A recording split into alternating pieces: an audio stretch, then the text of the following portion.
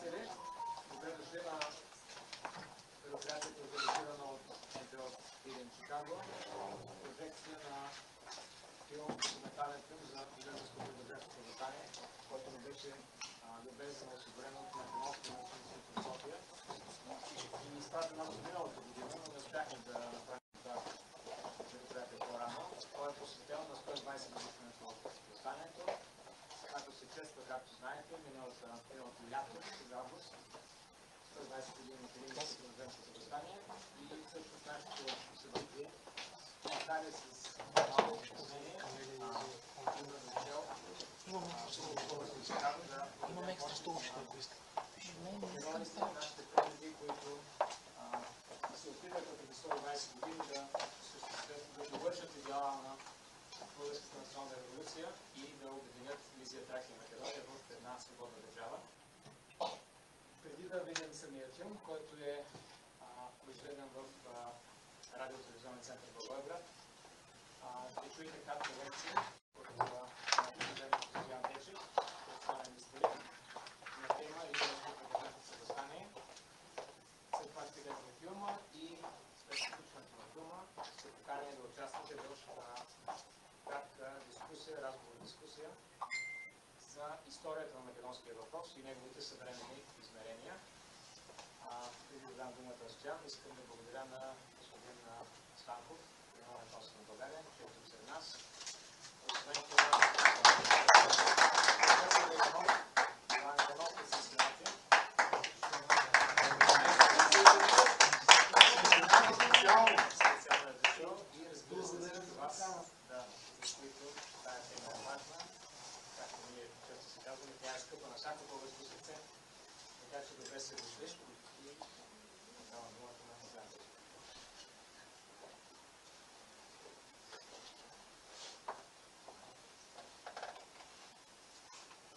Скъпи гости, скъпи приятели, добре дошли на нашето събитие, посветено на Илинденско-Преображенското въстание, 120 години от избухването. Тази година съм вършил 121, но въпреки закъснението ние продължаваме да отбелязваме тази годишнина. Аз съм роден в Петрич и просто всичко това ми е в кръвта. Особено, освен че съм завършил като историк, аз съм от Българска Македония и всичко, което е свързано с българите в Македония, ми идва винаги от сърце и затова съм член, благодарение на Миро и на Драго, които създават Македонска патриотична организация Пирин Чикаго, този клон от Македонска патриотична организация, първата и най-стара българска организация тук в Съединените щати. Те с радост ме приеха и така се опитвам по всякакъв начин да помагам за идеите и за защита най-вече на българското сред македонските българи. И сред тези, които се страхуват да се нарекат македонски българи. Сега, когато говорим за Илинденско-Преображенското въстание, трябва да започнем още от Берлинския конгрес. Берлинския конгрес, някой знае ли къде беше изключен този договор? Кой град? Берлин. Добре, само програм да ви кажа. Така че, в Берлин изключен този договор, който договор трябва да постанови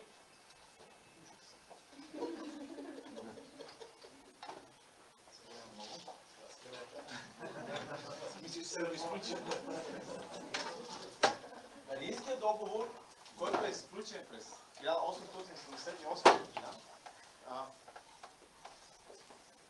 той има за цел да поправи, да реформира Сан-Стефанския мирен договор от 1878 година. Сключен на 1 юли, в които този договор присъстват всички велики сили, това са Австро-Унгария, Италия, Руската империя, Турция, Англия, Франция и Германия. Както знаете, българи няма. И спрямо Берлинския договор, България е урязана на 5 части. Знаете ли какви са тези 5 части, защото да се забравя? Да, кажи моето момче. Браво. Княжество България, източна Румелия. Браво. И част дадена на Сърбия, част на Гърция и една северна част на Румъния. Северна на Румъния И Османската империя. Османската. Гърция малко по-късно се намеси във всичко това. Точно така, браво. Браво, много се радвам, че има млади хора, които са запознати. Така че деца, виждате какво се случва с българските държавни територии, с българските граници. Виждаме с тъмно кафяло какво се случва с България. И както казаха моите професори, Берлинският договор залага у нас и бомба, която ще избухне и ще доведе до някакво войни. Берлинският договор бележи началото на една епопея сред нас българите. Епопеята на национално обединение на всички българи на Балканския полуостров в една държава – България. Три са стълбовете, основите, на които се гради този национален обединителен идеал. Това е екзархията от 1970 година, 1973, кога се провежда един референдум. И в референдума екзархията описва границите почти до 92-3%, които отговарят на границите от Сан Стефано. Екзархията пита, буквално пита, самите градове и области, към коя църква да бъдат. Дали към българската екзархия, към сърбите или към Цариградската патриаршия. Така че се обрисува една граница. Но тази граница естествено не се спазва. Между другото, въпреки тези официални документи, които Османската империя има, за това къде живеят най-много българи, къде, в кои градове, в кои области българите са повече от всички останали етнически групи, те не се взимат преди. Нито конференцията в Цариград през 1976, нито Берлинският конгрес, нито на Сан Стефано, когато се подписва. Нищо такова не се взима предвид. И както следва, след подписването на Берлинския конгрес на 1 юли, българите изпращат стотици писма, сдружения до великите сили с цел да ревизират, да променят този Сан Стефански договор. Както знаем, това не се случва. Берлинския договор. Това не се случва и затова само няколко месеца по-късно, през октомври-ноември, избухва Кресновско-Разложкото въстание. Българите от моя край, от македонския край, искат да покажат на света, че няма да се съгласят, няма да се примерят с това положение и те искат промяна. Защо казвам всичко това толкова назад, от Кристина 1903 година? Искам да обясня цялата тази историческа ситуация, целият исторически процес да се стигне до връх на този връх в националната борба за освобождение на българите в Македония и Одрин. Така че този процес не може да се разглежда отделно всичко това, което съпътства преди това. Историческият процес е бавен на места, но някакъв път е много динамичен и много сложен. И днес, когато говоря за тези събития, всички нищо не е случайно това, което ще намерим общо и в нашата политическа, и в нашето ежедневие, което се случва в Европа. Така че нищо това не е случайно. И това, което се случва в неосвободените области, е свързано именно с този стимул, с тази жажда за свобода, което не е чуждо още от времето на Левски, както и преди Левски. И така, минавайки през Кресновско-Разложкото въстание, стигаме до 1993 година, когато в Солунската гимназия, не случайно там, която е тази символика не е случайно, когато вкърмила много български революционери от Македония, се създава какво през 1993 година? Какво се казва? Точно така. Се казва? В начало, да, много хубав въпрос. Той се казва Таен български революционен комитет. Български, точно така. Български революционен комитет. Целта на този комитет е целта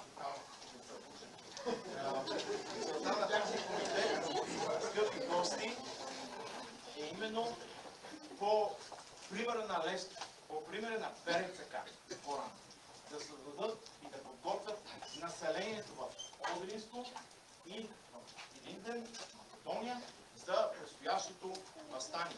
Именно създаването на комитети, които да подготвят това въстание. Така да Какво се случва по това време в Европа? Европа, ситуацията е следната. Когато се стига до обединението на Италия, обединението на Германия, там в Западна Европа се стига до обединение, се първо се минава през модернизация, икономически приръст и населението стига до това обединение на тези велики държави. Докато на Балканите, заради османското робство, средвековното османско робство, ние почваме в обратно. Първо освобождение, обединение и след това тръгваме към модернизация. И това, за това всичко, което се случва на Балканите, е различно от това, което се случва в Европа. Но, въпреки това, българите от Македония и от Одринско не се примиряват и те с всякакви начини за освобождение. И най-вече с проливане на много кръв. През 1902 година се случва аферата Елена Стол. Отвличането, което трябва да целта е да се иска голям откуп от близо 14 000 златни лири, които се използват за купуване на оръжие. Тъй като това има голям широк отзвук в цяла Европа, Елена Стол след това дава много, разказва, обяснява за всичко, което се е случило и тя става много съпричастна към Македонското революционно движение. И след това тя разказва за всичко, което се е случило по времето на нейния плен. Естествено, тя обяснява, че не е била малтретирана, отношението към нея е било много добро и всичко, което са целели от нейните, които се отвлекли, е било с цел да получат пари, за да купат оръжие. През същата година, 1902, избухва ново въстание в Горноджумайското въстание, под домината на Струма, засяга Разлог, стига до Петрич, Мелник, засяга Струмица, ново въстание. Естествено, въстанието няма време да се подготви добре, въпреки предупреждение, че въстанието не е добре подготвено и всичко това ще се изсипе, цялата тази ярост на турците ще изсипе върху мирното население, е заповядано въстанието да бъде преустановено. Въпреки това, голяма част от четите продължават да водят военни действия срещу турците високо в планините до почти началото на 1903 година. Един много важен фактор, който определя една от причините, заедно с Джумайското въстание, е терористичният акт на гемиджиите срещу Банк of Ottoman, срещу френски кораб, което обаче вместо да срещне разбиране в Западна Европа, напротив среща противоречие за това, че се използват взривни вещества срещу мирни хора. Това още повече засилва турците да търсят начин да потушат и да спрат всички тези революционни дейности в Илинден и в Македония и Одринско, но това пък кара все повече самите дейци на Българската македонска революционна организация да намерят начин как да предизвикат вниманието и да накарат Западна Европа да намери начин да даде автономия на българите от Македония и Одринско. Всичко това е на базата на член 23 от този Берлински договор, който дава право на самоопределение и на автономия на европейските владения на Османската империя. Но, за съжаление, и реформите, които се правят и през 1902 и след това по-късно реформи с 1903, те са само на хартия. Нищо, за съжаление, не се взима предвид от османската, от султана и от високата порта. Тъй като въстанието наближава и януари месец, когато се събират и взимат решение за да определят датата за въстанието, някои учени, историци казват, че с определение на датата на въстанието през лятото, някакси конспирацията е разбрана, все повече хора знаят и тук се разбират и плановете за това, че скоро ще избухне голямо въстание. Наистина, въстанието обхваща огромни части от Македония и Одринско, въпреки че не избухва по едно и също време. Сега ще видим защо не избухва по едно и също време. и до някъде определението на датата на възстанието довежда и до това да бъде разкрит Гоце Делчев и малко по-късно да бъде убит. И така, с избухването на възстанието най-добре се оказва Квитовският революционен окръг. Квитовският революционен окръг, който продължава воденето на бойните действия срещу 40 000 армия, продължава почти до края на септември.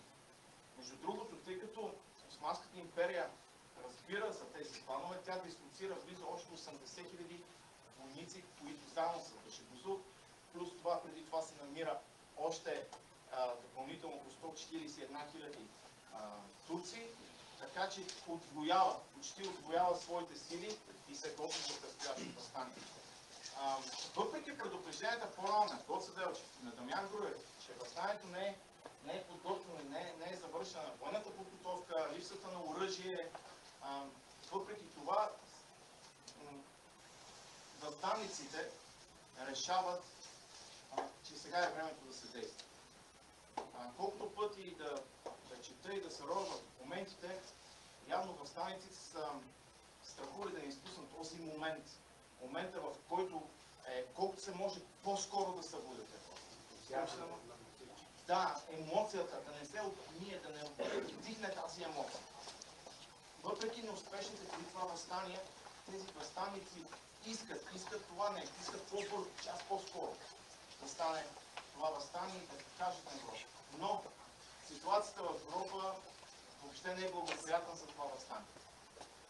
Все още Италия не е нападнала в Африка османските територии, все още Австрия, централните сили, Германия, те не са благоприятно вече разположени. Може би единствената държава, която благоприятно разположена към България, благодарение на Джеймс Балчер, това е Англия, която се заема с това да защитава българите, тяхната дейност на българите в Македония в Одринско. Русия е след с проблемите в далечния изток срещу Япония, не може да се изисква. Дори Русия, Австро-Унгария подписват таен договор, който таен договор именно казва, че трябва правителството в България да бъде предупредено, за да не участва директно в предстоящото въстание, предстоящите бунтове в европейска Турция. Така че ситуацията е изключително сложна и много трудна. Аз съм сигурен, че дейците, които взимат участие във въстание, са били наясно с цялата ситуация. Но отново те си искали да използват цялата тази енергия. Всичко това, което ври и кипи в Македония, в Одринско, за да могат да доведат до успешен край.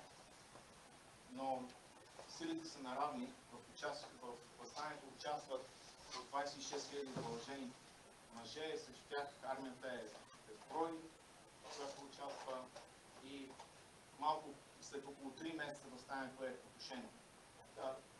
Малко повече от 2 седмици, когато избухва въстанието в Одринско, целта е била не на едновременно да избухне въстанието, самите водачи са решили да избухне на определени места и първо да избухне на районите, където въстаниците са най-добре подготвени, добре въоръжени. Защо? За да могат да объркат османската войска. И наистина това има успех и затова въстанието продължава толкова време и обърква турците, защото те първо водят битка към Битолско, след това се получава информация, че са въстанени в съседни райони и така започва едно преследване на българските въстаници. И така стигаме до... Не мога да разгледам само Илинденското въстание, отделно без Преображение и едно въстание, което Конор Стил, кръстовото въстание на 14 септември, което избухвайки допълнително обърква турците. Те се търсят по всякакъв начин, по най-бързия възможен път да решат да потушат това въстание. За съжаление, въпреки предупрежденията на България, зверствата и жестокостта с потушаването на въстанието са факт. Наистина са факт. Башибозука се разправя с селата, над 200 села са унищожени. унищожени, 1000 четници загиват, мирното население се говори, че има над, за това, което е записано, над 5000 мирни жители, които са убити. И друго, много силно, че от Одринска Тракия се преселват близо 30 000 жени и деца, които отиват да търсят спасение в майка България. Може би за толкова бихме говорили от Македония. И нещо повече. Тези, които напускат Одринска Тракия, след това не им е позволено да се върнат. Така че тези домове са напълно изоставени. Така, въпроси имате ли? Тук всичко е ясно. Мала Азия се прехвърлят много турска войска. Точно така, 80 000 допълнително. Мала Азия, която също дава много жертви, защото те са свикнали в Точно така.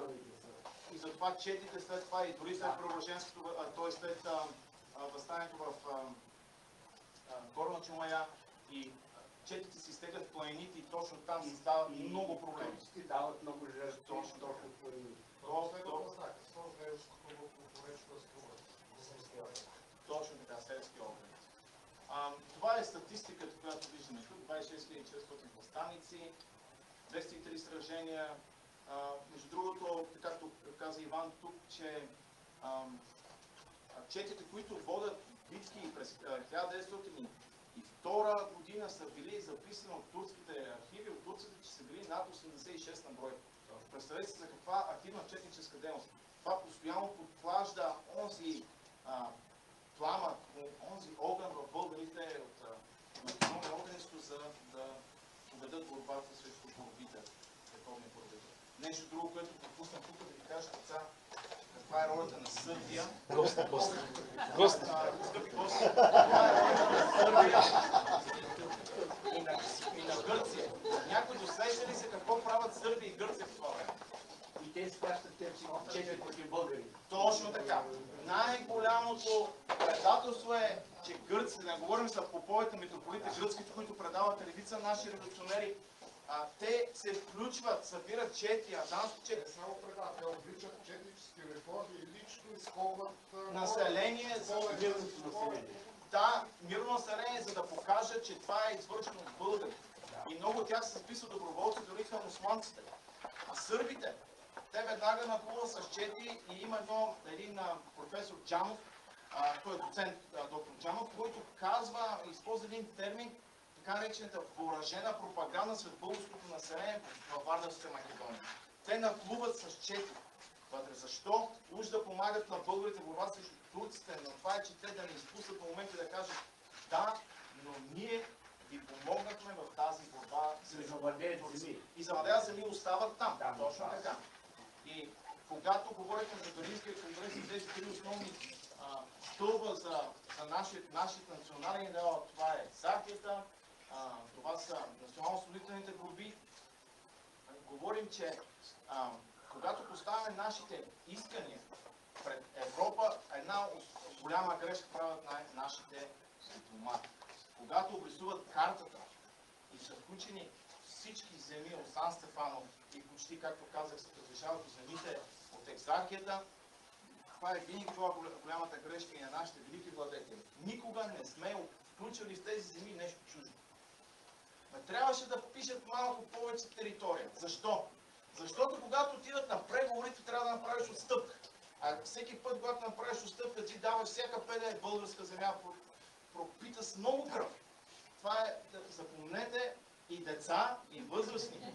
Когато отиваме на такъв важно, изключително важно събитие, и когато трябва да се решава съдбата, винаги трябва да искаш малко повече, за да се получи това, което заслужаваш.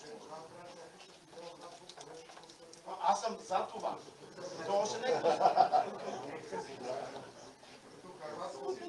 Да, и друго, когато ние залагаме пред великите сили изискванията Македония и Одринско да бъдат автономни, Румъния, Гърция и Сърбия вече знаят, защото са се получили от ситуация през 1885 година с Съединението на Източна Румелия.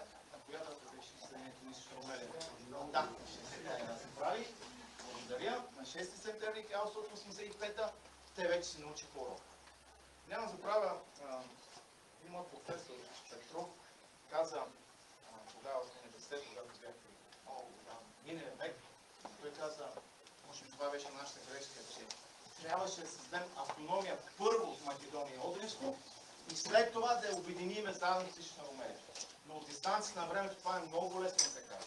И не искам да съдя никого. И аз съм сигурен да имаме машина на времето, да се върнем назад и се опитваме да ги предупредим, да организираме пушките, благодаря драго за пушките, нямаше да можем да промениме всичко това, което се е случило в хода на историята. Няма ако. Няма ако, точно така. Фактите и събитията са такива.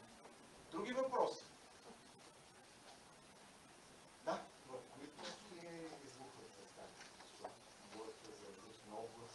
Значи те са разделени на 12 области. Като започнем още от... Да. Битолско, да стигнем чак до Черно море. Госовско, да, Ресен. Короната на възстанието е Крушовската република, да. Всичко, дори и хипи, да, 12 революционни округа.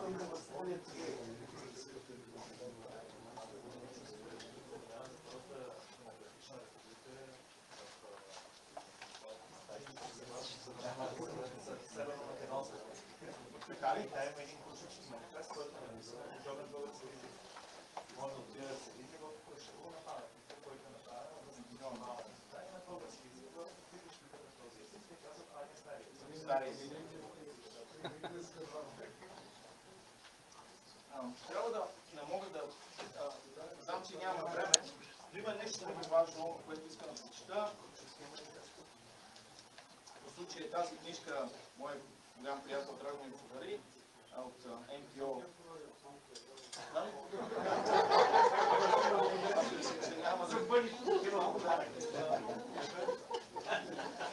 Един от основателите на ВМРО, доктор Чичо Петачев, пише: разисква се дълго върху целта на тази организация. И сетне се спряхме върху автономията на Македония с предимство на българските елементи. Сега, както и генералният консул вметна, македонистите използват този термин като автономия, като създаване на самостоятелна държава.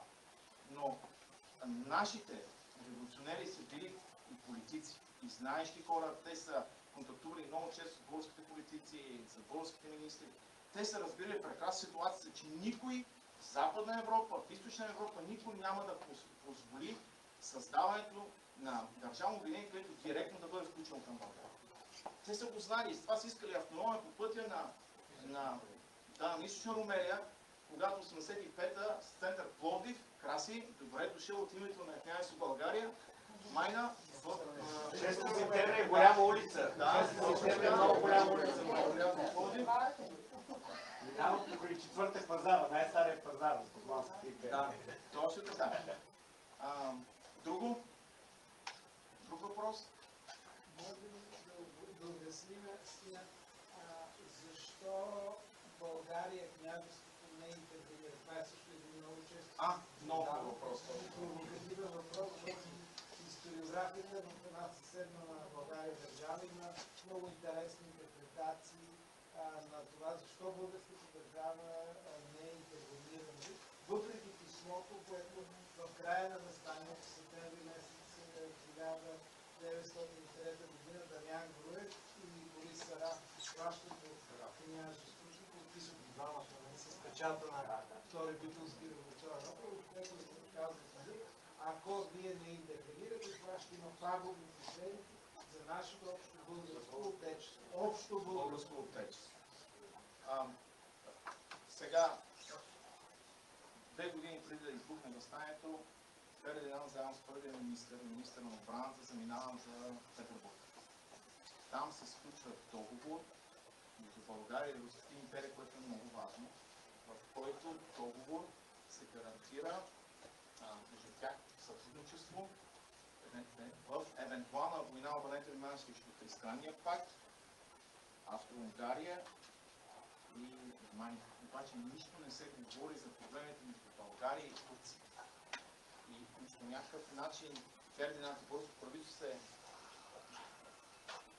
готви да правителство са задължени да спазват този договор и още повече. Този договор разкрива правото на Русия да се меси буквално в работите на България и най-вече свързано с министъра на войната в Министерството на войната.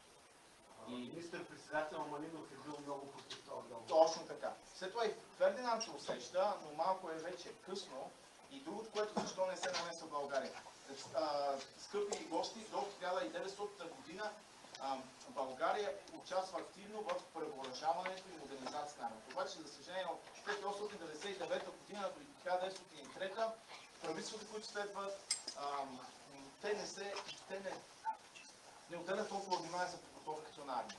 И това дава достатъчно основание на Министерството на войната да знае, че тя не е готова. Българската армия не е готова да премине тази голяма граница между Османската империя и България. Трябва още 7-8 години. Точно. Пълното превъоръжение. Точно. България е независима държава. Точно. И тя не е независима. Точно така.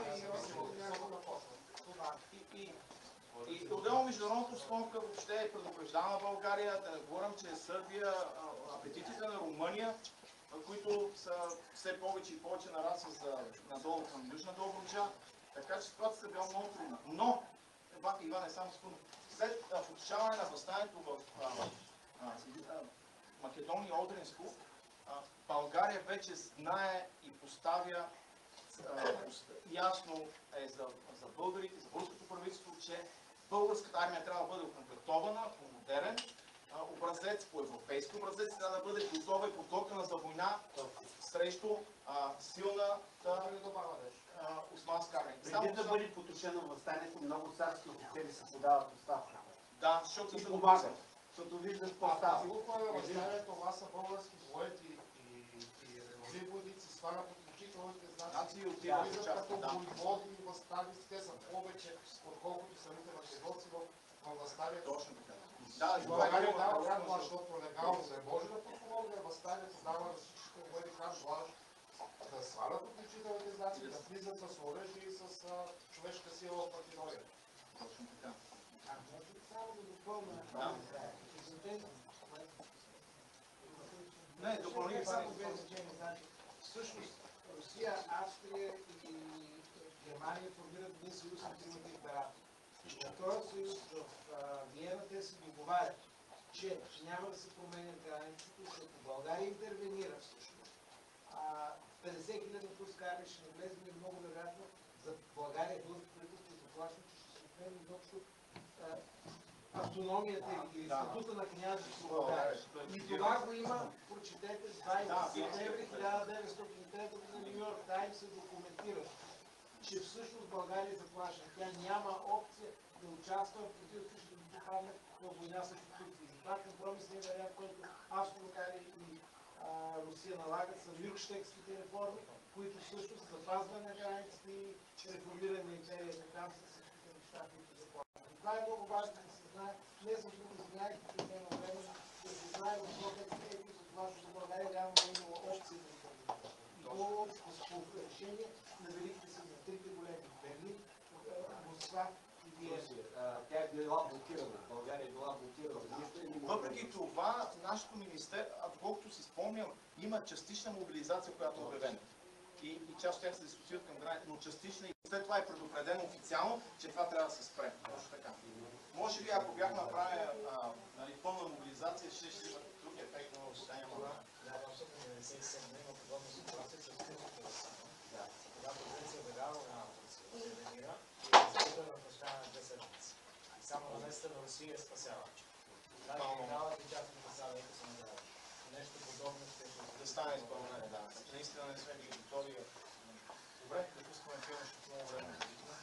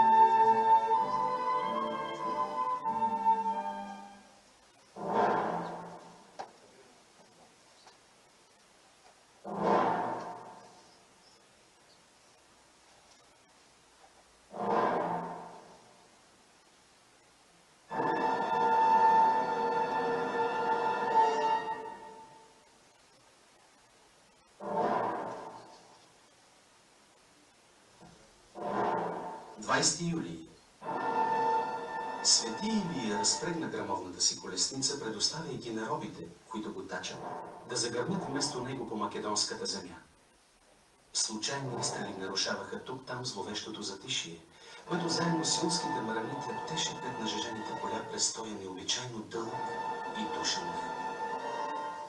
Посветените в страшната тайна чакаха светата нощ да обгърне с покровителствената си мантия родните им Балкани. И дойде най-после тая много жадувана нощ с царствената си тишина и с кроткото сияние на своята бледна царица. Но задържа се пълната луна, по-любопитна от друг път. Тя не откъсваше поглед от дивния лабиринт на върхове, равнини и езера и като че ли не мислеше да отмине. А тъкмо това чакаха сега посветените, за да пристъпят към изпълнение на току-що положената клетва пред извадените червени знамена. И бяха така нетърпеливи, че не навсякъде дочакваха зареза. Един изстрел, неизвестно от къде и от кого даден, смути мълчанието на нощта. Един огромен пламък се издигна недалеко от Битоля и освети косматата снага на Перистер. Залпове заехтяха от към усойте на Битола. Безброй пожари, запалени едновременно от някаква хилядоръка хала, обадриха небето.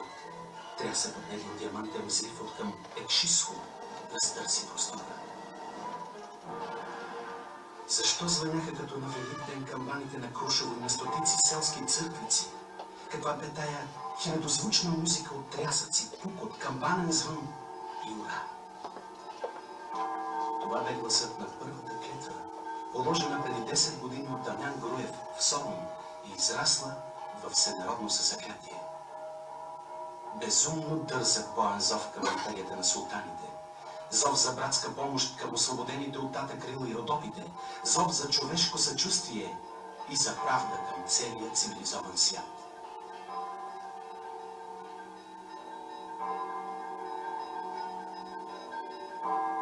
Илинденско-Преображенското въстание на българите в Македония и Одринска Тракия през 1903 година е най-продължителното масово и повсеместно въстание в новата българска история. Плод на 10-годишна подготовка на една могъща организация, която променя бита, самочувствието и кръгозора на 3 поколения българи. Вътрешната Македоно-Одринска революционна организация. На 23 октомври 1893 година в Солун се провежда историческа среща. 6 мъже от различни краища на Македония обединяват волята си, за да положат началото на една конспирация, която скоро ще се превърне в фактор на балканското равновесие.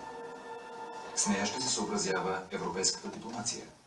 Първоапостолите са Дамян Груев от Смилево, Битолско, доктор Христо Татарчев от Ресен, Иван Хаджи Николов от Кукуш, Петър Попарсов от Богомила, Величко, Андон Димитров от Айватово, Солунско и Христо Батанджиев от Гоменче.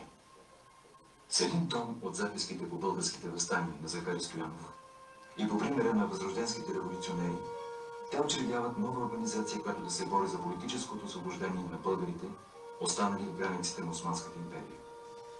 За председател е избран доктор Христо Татарчев, за секретар и касиер Дамян Груев.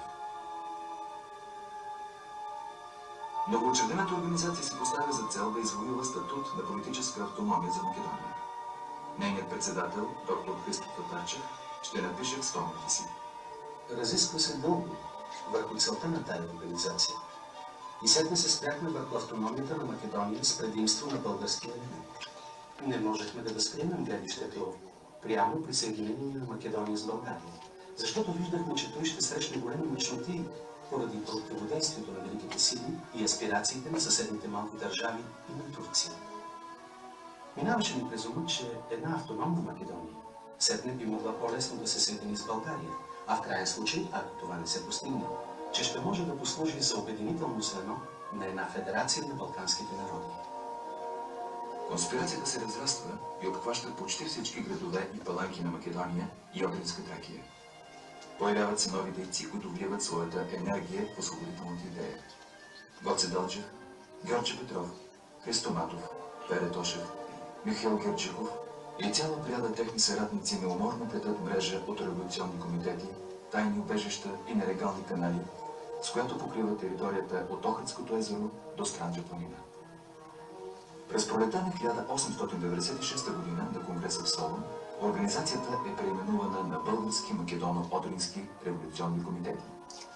Името, регламентиращите документи и цялата официална кореспонденция недвусмислено показват, че тя е поставена на ясна национална основа. Уставът е категоричен. Член на българските македоно-одрински революционни комитети може да бъде всеки българин без разлика на пола, който не е компрометиран с нищо нечестно и безхарактерно пред обществото и който обещава да бъде с нещо полезен на революционното освободително дело. След Солунския конгрес, Гоце Делчев и Георги Петров обобщават решенията в изработени от тях нов устав и правилник на организацията. Двата документа регламентират последователна централизация, строга иерархичност и желязна дисциплина.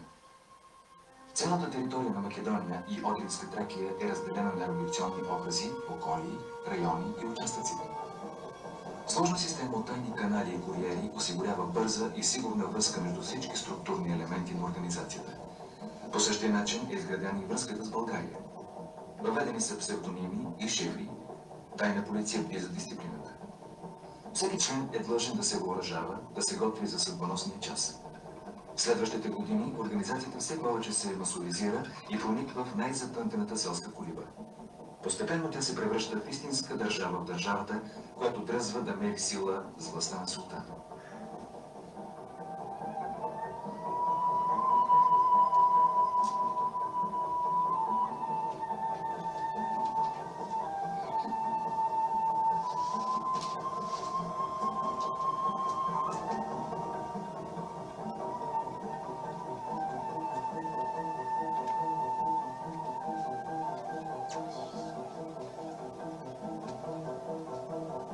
Един значителен дял за устремния възход на освободителната идея принадлежи на Гоце Делчев. Неговата най-голяма заслуга е създаването на Четническия институт на вътрешната организация. Нелегалната армия на поробените българи, която сява страх и ужас у султанския аскер. Гоце пропътува надлъж и шир цялата организационна територия. Навсякъде организира окръжни, полийски, районни и местни селски и градски чети, вдъхва кураж у населението, подготвя го морално за предстоящата борба. Почти едновременно с учредяването на вътрешната организация в Солун, започва да се създава и друг център на македоно-одринското революционно движение. В края на 1894 г. в България се надига вълна на протестни митинги на изселниците от Македония и Одринско срещу насилията в Османската империя. Появяват се първите емигрантски организации, Новата македонска дружина и Братския съюз в столицата, различни дружества и комитети в провинцията. През март 1895 г. се провежда обединителен конгрес и се създава една обща организация в България начало с Върховен македонски комитет в София. За председател е избран Трайко Китанчев, отресен, виден български политически деец и парламентарист. Върховният комитет издига за своя цел автономията на Македония като етап от нейното присъединяване към България. Той не разчита толкова на самостоятелната борба на българите в Македония и Одринска Тракия, колкото на подкрепата на официалните държавни фактори в лицето на княза, правителството, армията. Това обременява неговите акции с държавна политика, партийните сметки, политическа конъюнктура и в значителна степен ги лишава от реален ефект. Такава е съдбата на четническите акции през лятото на 1895 г. Такъв е изходът на горноджумайското въстание през есента на 1902 г.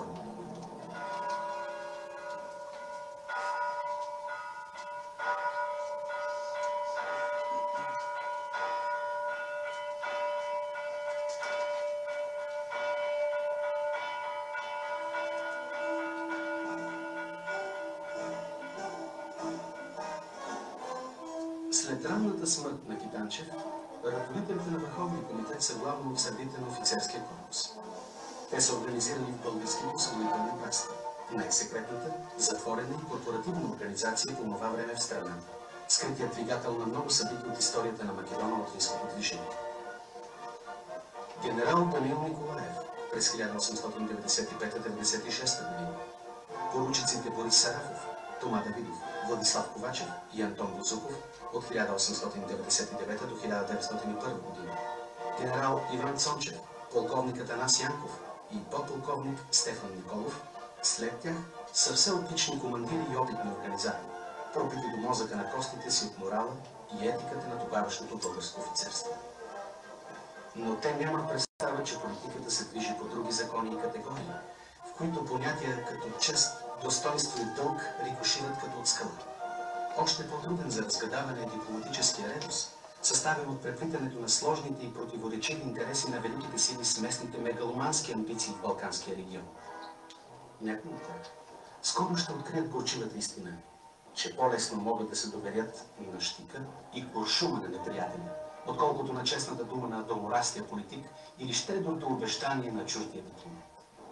Други ще пожертват върху ултара на отечеството не само военната кариера, но и собствения си живот.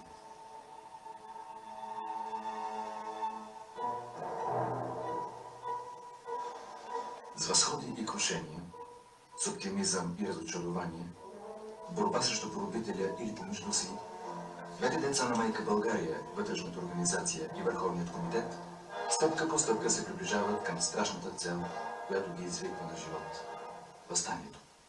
В първите дни на януари 1903 година един набързо свикан конгрес от второстепенни революционни дейци от Солунската мъжка гимназия взема съдбоносно решение за обявяване на въстание през идващото лято. Политическата конюнктура на Балканите, в Европа и в света тогава е крайно неблагоприятна за подобна акция. Мнозина от най-изтъкнатите ръководители на вътрешната организация знаят това и решително се противопоставят на тази рискована стъпка. Но организацията, създадена от тях, живее собствен живот и вече никой не може да я спре. Пред всенародния ентусиазъм склонят глава и най-погадените реалисти.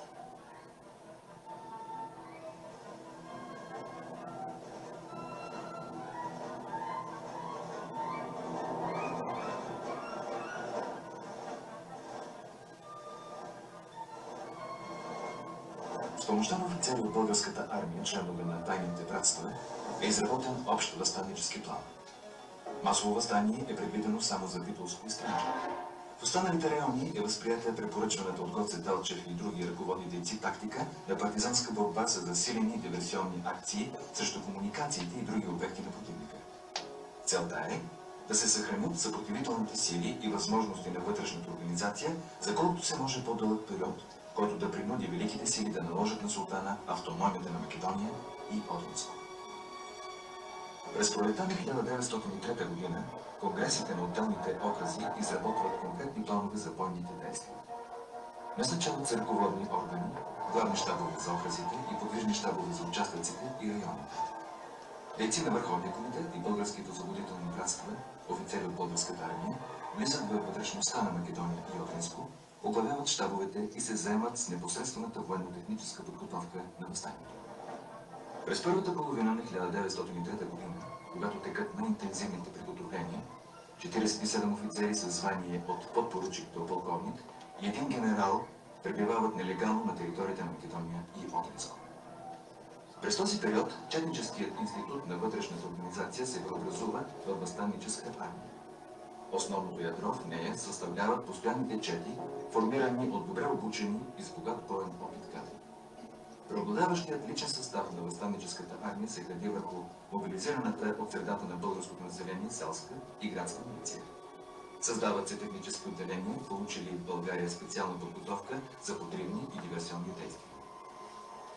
Военното обучение се извършва върху основата на българския военен опит, съобразен с изискванията на партизанската борба. За няколко месеца, с цената на непосилен труд и немалко жертви, дейците на вътрешната организация и офицерите от Върховния комитет и братствата успяват да превърнат въстаналия народ в организирана, дисциплинирана, обучена и боеспособна въстанническа армия.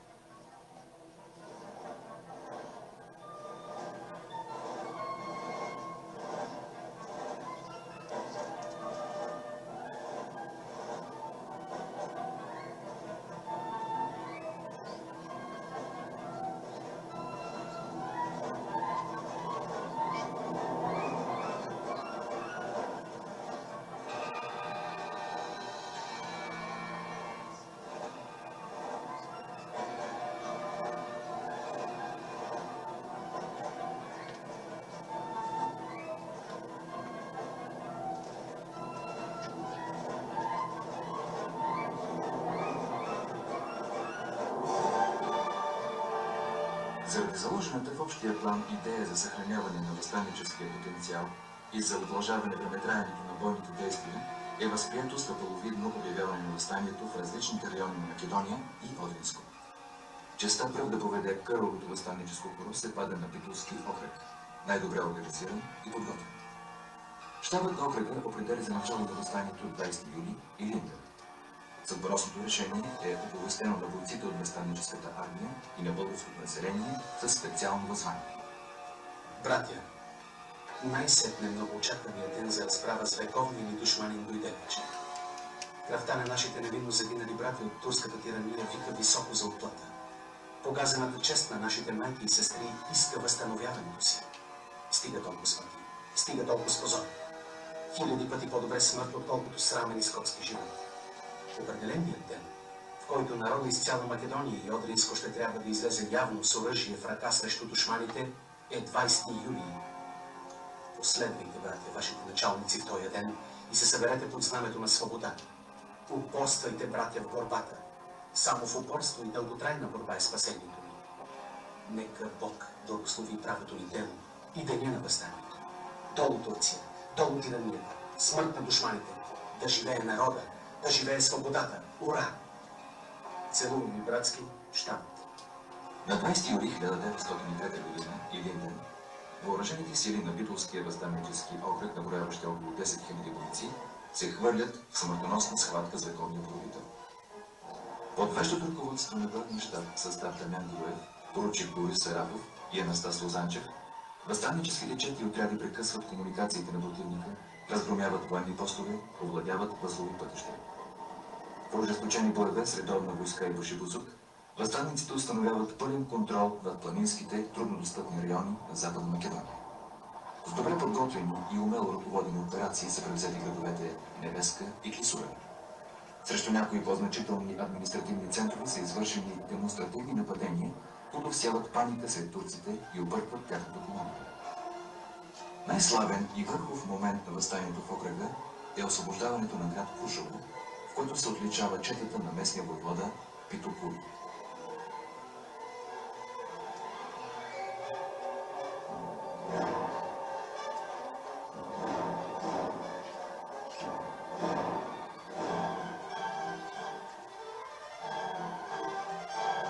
Август. Преображение Господне. Започват бойните действия и в Одринския окръг. Начало на възстанническите сили стои главно ръководно боево тяло в състав Михаил Дерчиков, капитан Стамат Икономов и Лазар Маджаров. Със стремителни атаки възстанническите чети разгромяват пръснатите турски части и Странджанския район. Освободени са градовете Василико и Ахтопол и всички села в Малко-Търновската Кааза. 14 септември. Кръстопол. Идва ред и на Серския възстаннически окръг. Тук, опрели гръб в непристъпни опирани, действат обединените чети на Върховния комитет и на вътрешната организация под върховната команда на главния щаб, начало с генерал Иван Цончев и Димитър Стефанов. Силно въоръжените и отлично екипирани чети, съставени основно от военнослужащи и командвани от офицери, водят ожесточени боеве с подразделения на турската армия и им нанасят големи загуби. Останалите окръзи, техническите отделения на възстанническата армия осъществяват серия от потресаващи диверсионни акции срещу железопътни линии, мостове и телеграфи. Изпращани по почтата или предварително заложени адски машини експлодират на най-неочаквани места. Противникът е смързен и объркан от тези дръзки акции, а паниката обхваща дори и жителите на Цариград. Османското правителство предприема сурови мерки за потушаване на въстанието. Над 350 000 редовна войска, подсилена с башибозушки части, потапят в огън и кръв възстаналите райони на Македония и Одринско. Цели 3 месеца са необходими на тази огромна сила да сломи съпротивата на възстанниците, чието най-силно оръжие е жаждата за свобода. Респектирани от твърдата съпротива и неспособни да се справят с четите, турските войски се отдават на необуздана жестокост над мирното и невъоръжено население. Над 200 села са опожарени и изравнени с земята. 4700 старци, жени и деца са погубени от безмилостна ярост. 70 000 души остават без дом и подслон. 30 000 успяват да се промъкнат през кордоните и да се добрат до България, тяхно единствено упование и надежда.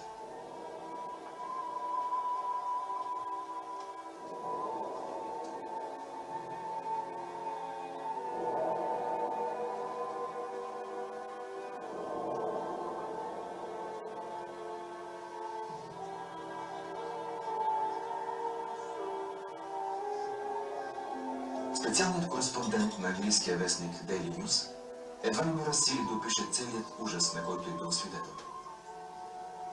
Ще се опитам да разкажа тази история хладнокръвно, спокойно, безпристрастно.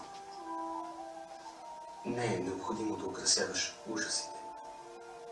По-скоро трябва да ги смекчиш, защото в своята голота те не могат да бъдат отпечатани. В окраската им няма разнообразие. Всичко е само в червено и черно. Червено от кръвта на долните сатанински убийства. Черно от дима на горящите жилища и още по-черно от престъпленията, извършени срещу жените.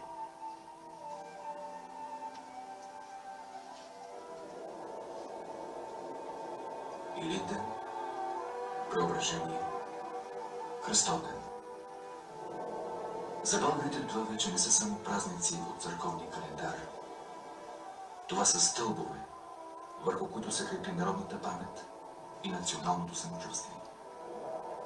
Те са здрави и нетленни, защото в тях са вградени сенките на всички уния именити и безименни роби, които в душното лято на 1903 година проумяха, че за да получиш свобода, трябва първо да я пожелаеш, а после да се пожертваш за нея.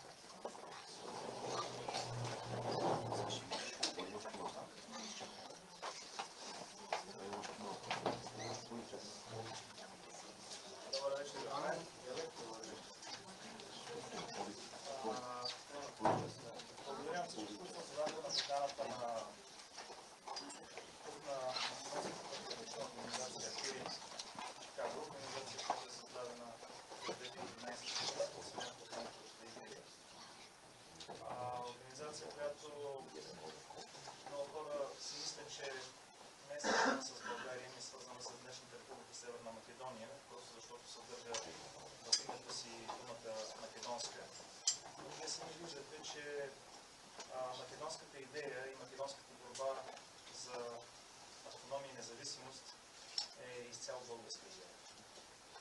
Виждате, че доминиращата част от населението в този регион, който днес обхваща няколко държави, Егейска Македония и Беломорска, както наричаме, се намира днес в Гърция, по-голямата част от Вардарската Македония се намира в Северна Македония и една малка част, една десета от целия регион се намира в България, Пиринска Македония. Доминиращата част от това население по време на освобождението в България от турско иго всъщност е българска. И аз няма да се спра толкова върху историографските елементи на величието на Илинденско-Преображенското въстание, колкото на неговите политически измерения и как те влияят в днешно време върху нас, българите. Когато настъпва деня на освобождението, официалното освобождение на България и възстановяване на българската държава по време на Берлинския конгрес, аз благодаря на Стоян Дечев, че спомена решението на Берлинския конгрес, но ние трябва да сме наясно, че още от 17 век в Европа има така наречената система на международни конференции, на които се решават преместванията на границите, създаването на държави и техния статут. Тоест, абсолютно несъстоятелно е да очакваме, че с приключване на руско-турската за нас освободителна война, с подписването на предварителния, т.е. той е в голяма степен пожелателен Сан-Стефански мирен договор на 3 марта 1978 година, е решен българския въпрос. На този момент, начинът, по който са случвали нещата в Европа, е чрез мирни конференции с всички държави. Аз не харесвам израза велики сили, защото за мен е само България. Ядрени, но може да наричате велики. Днес аз ги наричам ядрени сили, защото делят света на ядрени и неядрени държави. Но, т.е. Берлинския конгрес, той е неминуем. И в действителност няма сила в Европа към този момент, която да желае да се създаде доминираща политическа формирование, държава, която по някакъв начин да оспорва влиянието на по-силните държави в региона, било това и че Османската империя в един такъв тежък период на разпад. В този смисъл най-голямата трагедия на българското население в края на 19 век, веднага след освобождението, юридическото му настъпване и възстановяването на българската държава, е всъщност оставане на една трета от българския народ от властта на султан. По-голямата част от това население остава в Македония и в Тракия, където е и част от моя род. Ние сме точно беженци от Одринска Тракия. Родът на жена ми са беженци от Македония. В този смисъл аз съм убеден, че особено на хората сред вас и горе-долу всеки втори, трети българин, в неговите вени тече кръв на беженци от тези региони, останали, за съжаление, по-голямата си част под чужда политическа власт. Много ми хареса огледалния образ, който се наблюдаваше през цялото време между организационните действия на българските въстаници в Македонско и Одринско. Огледални, защото те до голяма степен опират организацията за освобождение на България още от времето на Васил Левски, Бенковски, създаването на революционните комитети в Букурещ. И като цяло, фактът, че тази част от българския народ остава под владичеството на друга държава, стимулира лидерите в това население да опират модела на освобождение именно на България.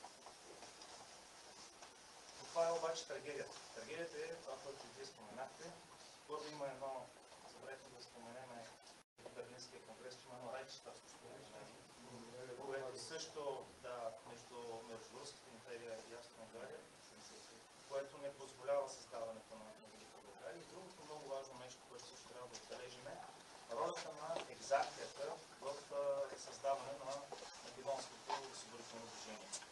Защо ролята на екзархията? Защото всъщност една държава, нейните атрибути или основни елементи, освен териториална цялост, население, история, култура, език, е и религия.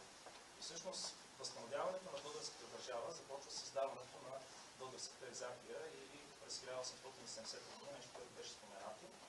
И тук вече виждаме големия разлом в концепцията как да се освободи остатъка от българското население. Дали това да бъде политически еволюционен, това е теория подкрепена от екзархията, или да бъде революционен военен, нещо, което се подкрепя по-скоро от военната част на македонското одринското освободително движение. Добре беше спомената Солунската мъжка гимназия в Солун. Тя е именно продукт заедно с всички други училища български, които се появяват на територията на екзархия, именно благодарение на нейното създаване. Те са екзархийски училища. Такова училище, между другото, не знам защо не беше споменато, точно през 1893 година се прави и в Одрин. Тогава беше мисля. Тоест, тази мъжка гимназия, която има в Солун, която е родила толкова велики синове на Македония, българи, същото училище го има и в Одринско. И тук всъщност, по-скоро моята роля да се спорва в политическия контекст на събитието от Илинден и как да им влияе днес, защото това вътрешно противоречие между нас, българите, то е видно до ден днешен. Как да решиме македонския въпрос? Македонския въпрос, да сме наясно, аз съм привърженик на идеята, че той има различни измерения в различните епохи. Ако от събитието от 1903 година говорим за автономия, свобода на Македония, днес македонския въпрос стои по различен начин. 120 години по-късно този въпрос не е решен. Защото днес този въпрос е много важно. Как се уреждат правата на българите в Македония? Този въпрос в ден днешен е много важен и той е много свързан с събитията преди 120 години. Говоря за политическите аспекти. Защото виждате, че няма как, когато доминиращото население в този регион, по неофициални, по различни данни, по различни заинтересовани или незаинтересовани страни, говорим за поне 1 милион души. Региона е бил около 2 милиона души, мисля, че над 50% от населението в региона са били българи. Как от 1 милион души през 1903-1913 година, началото на края на Първа, Втора Балканска война, начало на Първа световна война, как това доминиращо население с български характер не се изчезва? Къде сте това? Защото ролята на коминтерна е много важна. Това, което днес се твърди, е, че тия хора ги няма. Ние днес приемаме, че в политическа карта, и не само политическа, и етническа карта, съществува нова националност, която се казва македонска националност. Създадена основно, за съжаление, насилствено в българския елемент, която националност е македонска националност. Ние признаваме това право на хората днес да се определят като македонци.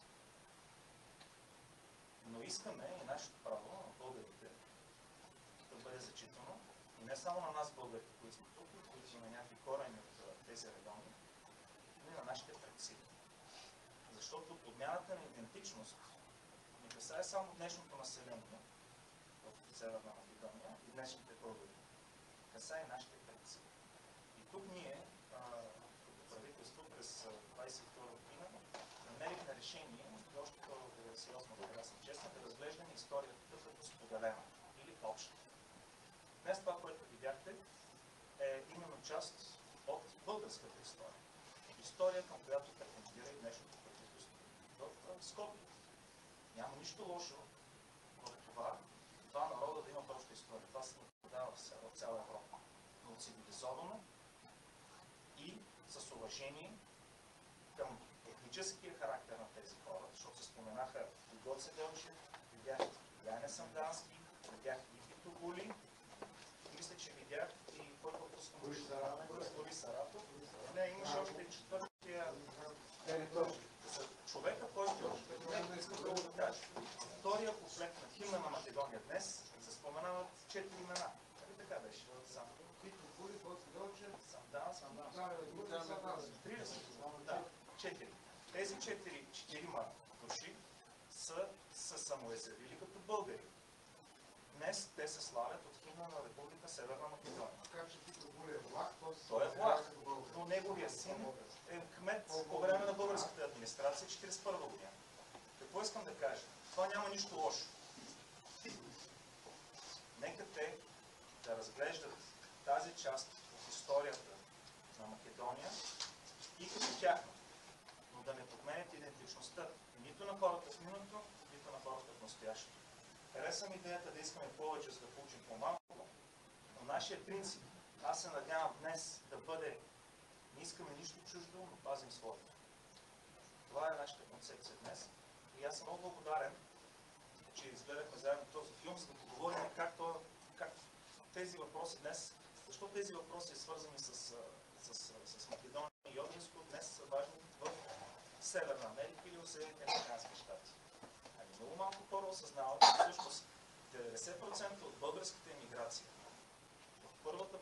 на 20 век, т.е. от 1945-1948 година, всъщност са бежанци от Македония. Най-много от Егейска Македония. Най-много са мъчениците от Егейска Македония. Точно така. Дошли основно след Илинденско-Преображенското въстание. Тези хора, макар дошли тук на 10 000 км от родните си земи, не спират да дават всичко за свободата на независимостта на Македония. Там те емигрират към България основно. Но какво искам да кажа? През 1908 и 1918 година тук в Чикаго, между другото, присъстваха първи и втори македонски конгрес. Дали е познато това по случая, по пример от България. Бежанците от Македония, където и да се намират, те създават организации. И това, което много ми харесва, което се показва във филма, те се обединяват. Македонските организации се обединяват под чадъра на Върховния комитет, а македонските българи в Съединените американски щати се обединяват под знамената на Македонската патриотична организация, създадена в 1922 година в Форт Уейн, Индиана, съседния щат, която съществува и до днес. Която организация е реално единствената автентична македонска организация на това ВНРО и Македонно-Одрински революционен комитет от 1893 година. Всички други организации, които имат сходно име днес, те по някакъв начин тяхната дейност е прекъсната, защото в Югославия ВНРО няма. В комунистическа България ВНРО няма. Напротив, гоним се. Интересно е, че НПО от 1927 година издава вестник. Вестник, който се казва Македонска трибуна. Вестник, който в един момент е забранен едновременно в комунистическа Югославия, комунистическа България и в Гърция. Това какво ви говори? Точно тук хората са автентични. Те носят духа и ценностите именно на създателите на ВМРО. Само духа, по-късно те финансират. Те винаги финансират. Факт. Но те участват, те са по-скоро политическо външно крило на тази организация. И те лобират Вашингтон, за да застане на страната на България и на македонските българи. Много хора се казват Удро Уилсън подкрепя българската кауза по време на Парижката мирна конференция. Никой не си задава въпроса защо и как така изведнъж американският президент, и то още преди Америка да е хегемон глобален, защото той е знал много за македонските. А откъде е знал? Той е знал именно от хората. Тогава няма някакво малко македонски. Чикагски конгрес, след това, когато се създава НПО, те казват, че са наследници, НПО наследници от 1918 година, втория македонски конгрес тук в Чикаго, 200 делегата се събират от цяла Америка, изпращат именно, аз съм публикувал на страница на консулството, въззвание, което казва на Чърчил да подкрепи Уилсън, извинявам се, то Чърчил други неща е казал, те пак са в полза на България. Но Удро Уилсън да защити българската кауза в Македония и обединението на двете държави. Защо пак казваме важно днес да говорим по тези въпроси? Защото след 45 година, освен че се започва една уникална, според мен, негативен план акция за денационализация на собствено население. Такова нещо аз не знам да има някъде другаде в историята. И в този смисъл държавата е голям длъжник на населението в днешна Благоевградска област. Обикновенно, когато една държава завладее територии, започва асимилация и по някакъв начин да се налага чужда националност. В българския случай, Българската комунистическа партия тогава 1945 година започва денационализация на населението в Пиринския край и налагането на македонските идентичности. Това голяма съпротива също. Казва, ти ще се пишеш с македонец. Как ще се пишеш? Аз съм българин. Но това нещо по някакъв начин се опитва да се пренесе от другата страна на океана. Тито много добре прави, усеща, че ако държи границите затворени, може да донесе вътрешни конфликти. отваря граници, много голяма част от тази миграция, която вече е изградена с духа на новата националност, македонска, се пренася тук.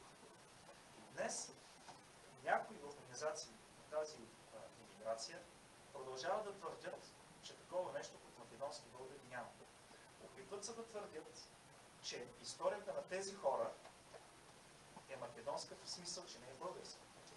Че НПО може би е изцяло македонска организация. И затова аз ви благодаря на вас и на НПО Клиник Чикаго.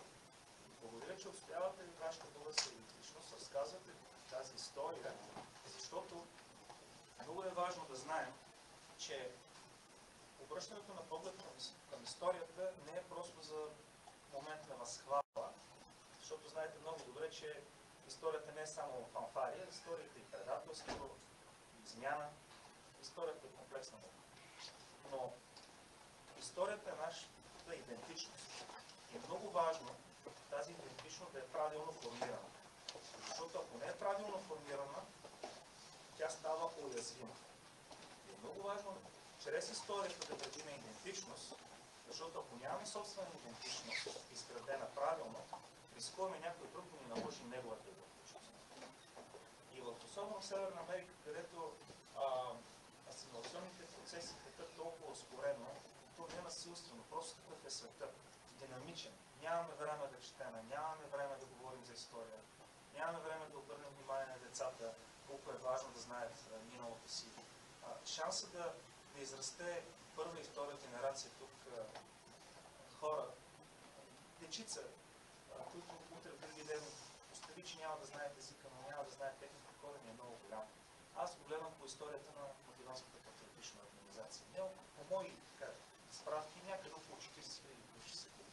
Много от тях сега в момента техните деца не знаят изобщо за тяхните предците. Пазете знанията за историята, пазете знанията за миналото, за величието на българския народ, за да можем да градим една достойна общност, общност със самочувствие, която може да принесе активно за изграждането на величието и на държавата, която ни е приема днес. Това е нашата работа. И се надявам днес да мога да отговоря на въпроси към вас, защо е толкова важно и за Генералната консултация, и за Министерството на външните работи на България, работа с организацията на Македонския българ.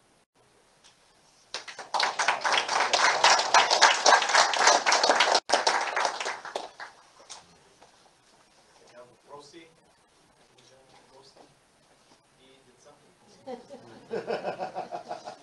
Как виждате разрешаването на македонския въпрос? Благодаря вас и много въпрос, директно и индиректно да отговарям. Решението вече е подписано. За разлика от тези мъченици, които преди 120 години с ясното съзнание, че ще пролеят кръвта си и ще дадат живота си, не защото ще постигнат реален резултат, обикновен резултат, а просто те са искали отново, както по време на Априлското въстание, да накарат света да види тая трагедия и да застане на страната на България. Това е трагедията на македонския въпрос към този момент, че такава е геополитиката, че няма кой да помогне, няма кой да се застъпи за тия светци. Днес обаче, 120 години по-късно, нещата стоят по различен начин. Днес Европа е България и България е Европа.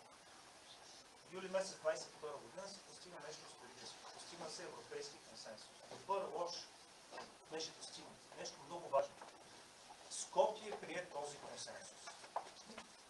Както декларацията от 1998 година да приеме, че тогава е била предавателна, както договор за добро съседство през 2017 година, подписан между другото на 2 август, специално беше подписан на 2 август, където Северна Македония се задължи да спазва добросъседски отношения с България. Където тя се задължи, че хора, които не са македонски граждани, тя няма право да нищо от нейната конституция не касае тези граждани. С други думи казва, че официално се отказва от претенциите за македонско малцинство в България. Европейският компромис, който беше постигнат 22 година, който включва забрана на говора на омразата, вписане на българите в конституцията, реабилитация на жертвите на комунистическа Югославия. Защото знаете, там има зверство, има кръвната Коледа различните гонения, убийства, промяната на съдържанието на учебниците, за да може следващите поколения в Северна Македония да не израстват с омраза към България. Това е голяма трагедия. Не знам колко такива държави има, където просто то се възпитава по генерацията в омраза. Защото тези хора от другата страна на границата в Северна Македония са наши брати и сестри. Това ви го показва. 2022 година, заедно с договор 2017, Скопие се задължи да изпълнява тези задължения. Скопие преговаря с Брюксел. Мен беше учебницата по история на Скопие пише, че аз се насажда омраза, но не беше. Те го учават се още, че българите са монголско-чергарско племе, което се занимавало с грабежи и обири и убийства. Виж, мога да продължа. Примерите за език на омразата, Иван Михайлов е фашист и нацист. Българите са избили евреите. От дори е чуло, да, вярвам, че българи, той като го прочете това нещо много малко, не следва така и че разбирам, но... чергарско племе. Разбирам, но... Лошо, че ние им подаваме ръка, а те плюят на ръката. Това е много лошо. Пак казвам, за разлика от преди 120 години, този път това нещо не е видимо само за нас, за вас в случая. Това е видимо за цяла Европа. Неизпълнението, договорите се случват за да бъдат изпълнявани. На моя занаят, аз съм юрист, те са със силата на закон между страните. В този смисъл, на спазването на международните договори е не само антиевропейско, то е и, как да кажа, говори за дефицити на демокрацията. Защото това е върховенство на право. Знаете много добре, че международните договори много често се ползват, когато има спор с вътрешно законодателство, международните договори се ползват с предимство. Така че Скопие сключи тези договори. За съжаление, аз поне към момента, като изключиме нотата, с която изпратиха до ООН, че няма териториални претенции на България, нито едно от другите неща не е изпълнено. Какво предвижда българското правителство? Какво предвижда международното наказателно право в този случай? Международното наказателно право не разглежда този проблем. Аз имах да предвид друго. Господина каза, че това има стойността на договор, който трябва да се спазва. Би трябвало при неспазване на договор да има някакви санкции. Да. Санкциите на Европа към Македония, след като те не спазват договора. Ами, Македония все едно не е санкцията, че дори не са започнали преговори. Защото втората междуправителствена конференция, реално, т.е. реалните преговори за членство на Македония в Европейския съюз, Северна Македония, започват едва след вписването на българите, не само във външната част, както казах някои хора в преамбюла на Конституцията, но в цялата Конституция на Северна Македония. Защо е важно това нещо да се знае? Какво означава това нещо да се впишат българите? Хубаво да обясним това. Македония е мултиетническо общество. И там групите от народи, които са част от македонския народ, народа, който съставлява държавата, те имат така наречените колективни права. Ползват се с повече права от представители на други етнически групи. И докато българите не са вписани в Конституцията официално, те имат по-малко права от други етнически групи, които им са им предоставени въпросните колективни права. Говориме за възстановяване на български училища, за учебници на български език, за преподаване на български език, български телевизии, български медии. Аз си мисля, че това е за доброто на Северна Македония и не случайно тяхното правителство се съгласило на този европейски компромис. Опитват се сега много страни да казват, че това е български диктат и така нататък. Всеки опит, той го казвам и на вас, всеки опит да се разделиме ние като общество, винаги ползва хора, които ще се възползват на неразбирателство между нас. Винаги гледайте, който провокира омраза между вас, дали българи и българи, дали българи в България, или българи в чужбина, или българи в Северна Америка, или българи в Северна Македония, тези хора нямат полза от решаването на македонския въпрос, в смисъл, в който аз го представих. Правата на македонските българи. Така че за санкции не може. Санкциите ги търпи македонския народ. Санкциите ги търпи, че те не са част от европейското семейство, пълноправна част от европейското семейство. Това по-голяма санкция от това няма. И аз не го казвам това с удоволствие, искам да бъда ясно разбран. България има най-голям интерес от това Северна Македония да бъде част от Европейския съюз и от едно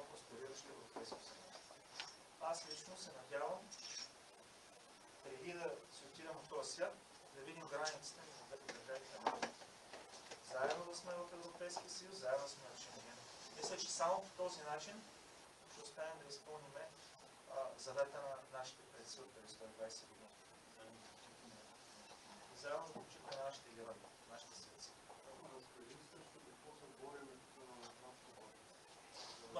Да, тук е...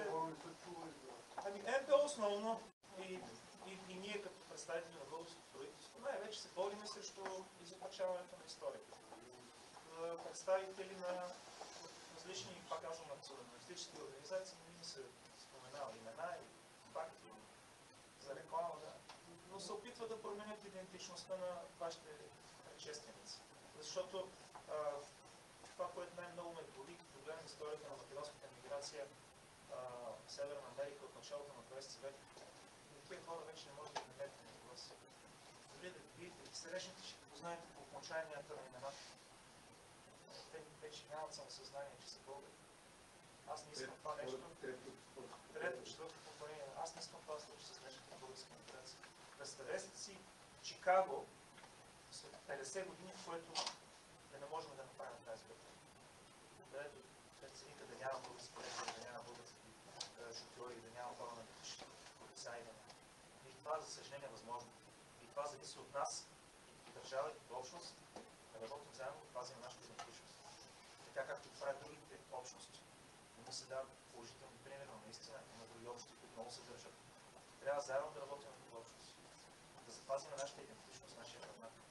Нека да надградим, нека нашите деца да са горни американски патриоти. Това не пречи да са горни от своя български произход. Да, аз само ще допълна това, което Драго спомена, че през изминалата година ние като общност на българи, на македонски българи, бяхме изключително имахме този късмет да имаме господин Станков, а не Станчо, както някои други страни споменаха, като генерален консул в Чикаго. Той наистина ни помогна да изкажем нашето несъгласие и протест срещу няколко документа, един от който беше всъщност от 21-22 година и от миналата година 3 документа, които бяха спонсорирани от местни организации, тук на активисти от общността, от хора с происход от, да кажем, Северна Македония, които се опитваха да приемат тези документи и да провъзгласят септември месец за месец на македонската култура, език, история, естетство и така нататък. Да. Значи, трябва да обясним също, че ние като общност полагаме повечето от вас, вие всъщност част от тази история, нямаме нищо против това само по себе си събитие да се празнува, нито пък имаме проблем това всеки един човек да се идентифицира по отношение на нация и на други происход и така нататък, както си иска. Това е лично, универсално и фундаментално човешко право. Проблема не е в това. Проблема беше, че в тези документи умишлено бяха вкарани текстове, в които по административен път се опитваше да се получи благословия от законодателното събрание или от губернаторите.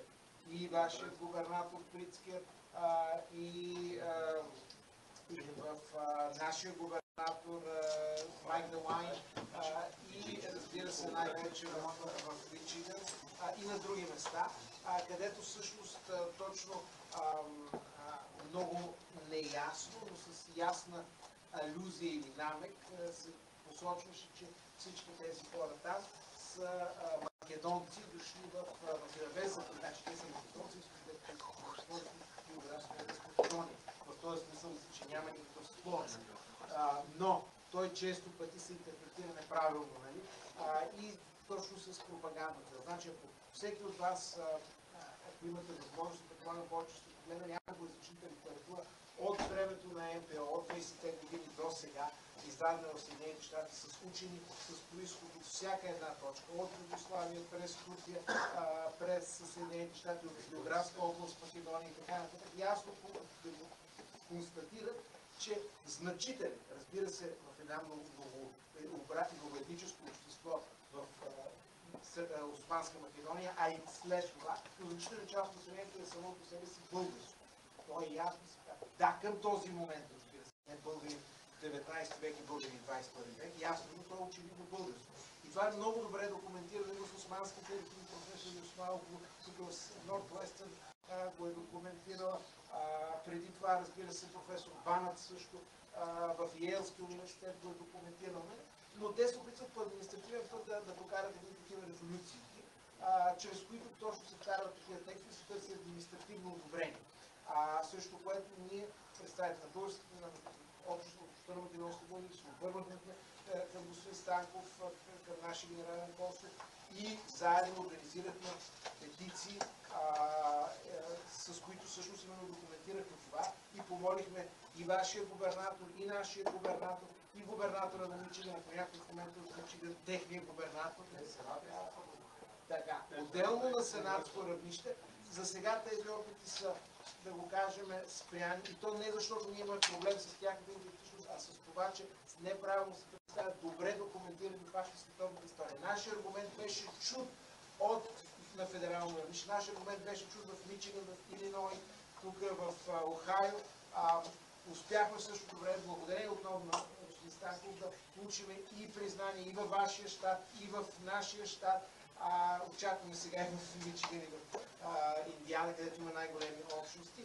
Но това, което аз искам да се обърна към вас, бъдете будни и да се надяваме, че 24-та година тези опити, просто това детинско, инфантилно отношение към нашето общо споделено минало ще престанат, но ако не престанат, просто искам да ви призова и да се обърна към вас, бъдете будни и отстоявайте нашето общо и споделено минало такова каквото е, а не такова каквото някои хора се опитват по административен път да го представят. Това искам да се обърна към вас и то е в името именно на тези общи европейски световни ценности, чрез които всъщност България се опитва да реши македонски въпрос. Не с цената на силата, не с баланса на силата, както в 19 и началото на 20 век, а с цената на общите, споделени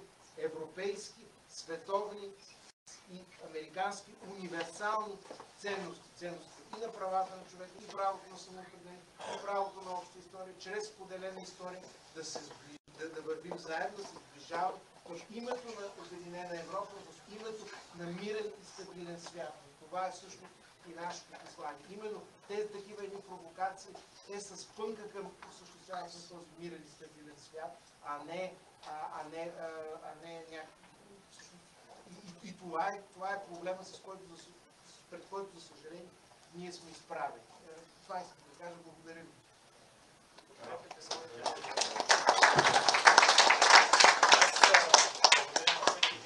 Който взема активна позиция, който, когато види несправедливост, не я подминава. Имайте предвид, че българина е дълбоко толерантен. Не трябва да забравяме, че ние живеем мирно с една съществена група български мухамедани, български мюсюлмани.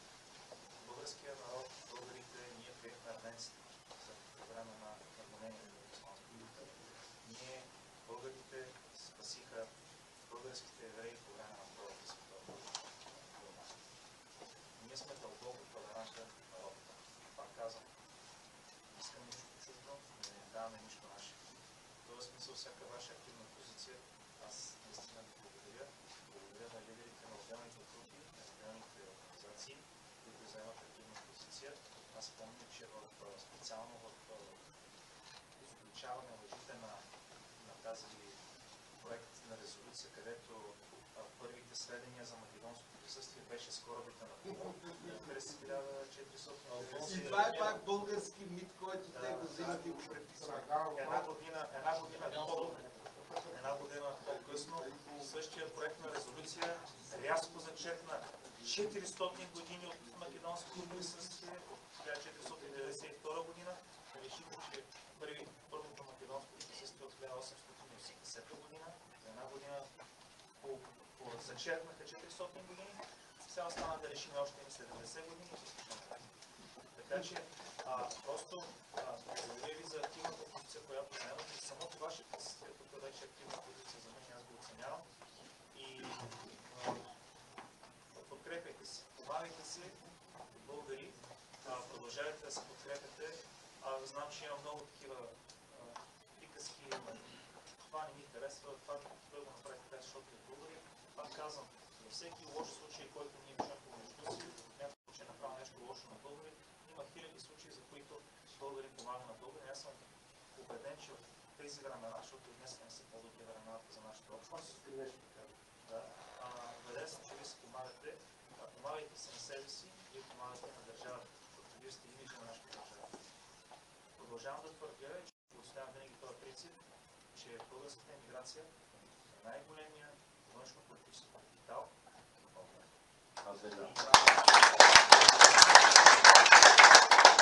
Много хора не знаят, имаше един митрополит, тук Кирил Йончев, който е завършил в Швейцария и след Втората световна война и български македонци, повечето европейски Македония го приемат, купуват му къща, купуват му и Ролс-Ройс. Казват, чакай бе, то поп, това е митрополит, но то поп, откъде на къде ще има Ролс-Ройс и скъпа къща. Тя 46-та година е била примерно 20 000 долара, станала е 1 милион след 60 години. И кои са те? Българите от Егейска Македония, повечето. Работили с добива, били са много кораби, забогатяли се естествено, чрез труд и с работа. Моля? Да. Йонче, знаете ли кой е неговият учител? Неговият учител? Той в Швейцария е завършил. Да, но за проблема на кого? Каза се Андрей Величко. Това е първият български митрополит в Северна Америка. Да. Това е реално митрополита, който, когато идва правителството 45-та година, 44-та даже година България, Отечествения фронт, по-късно вече българската комунистическа партия се опитва да отзове. Тогава именно Македонската патриотична организация, която е създател на всички български църкви в този момент в Северна Америка, и той умира в България. Отказва да го отзове. И всъщност той остава тук. И това е една от причините, между другото, всички документи на Македонската патриотична организация след 1944 година да продължат преди да се пишат на скоропечатната форма на български език. Вие ако видите тази книга, тя нищо 1956 година, тя също е на скоропечатната. Точно става въпрос, колко са толерантни българите към... Но той участва в една... Той участва в лека му пръст, разбира се.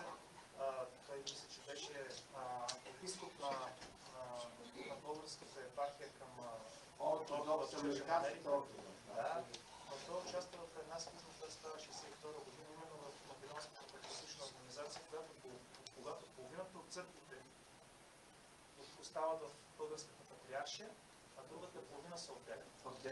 И за съжаление това още е един пример, как когато българите, независимо в какви идеали, по какви причини приемаме да се разделим, винаги това решение е грешно. В този смисъл, ако винаги егото е една крачка назад, напред, първо национален интерес. Ако може. Ако не можем, е ясно.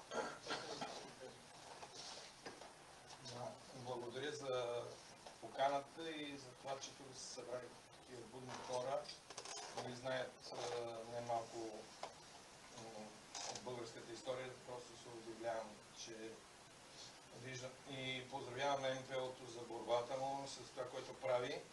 Но лично за мен, на мен ме боли много от качеството на българската дипломация. Кой ли в България не стане последно време външен министър, съветник, колко редовно питам за сътрудничество на държавна сигурност в външно министерство. Те не се свършат. Вече ние минахме сумати години от 89-та година, то те не се свършат там. И тук не чух, между другото, да кажете критика към Весела Чернева, която просто е за мене, като юрист, вие трябваше да споменете. И много е трудно да се бориш с собствената държавна администрация. И чакам от държавната администрация да стане на съзнанието на хората от НПО. Това е моето мнение. Сега, като изключим препратките към отделни личности, аз мисля, че ясно заявих, че българската държава е в дълг към македонското движение, не заради друго, но основно заради събитията по денационализация на населението на Пиринска Македония след 1944 година.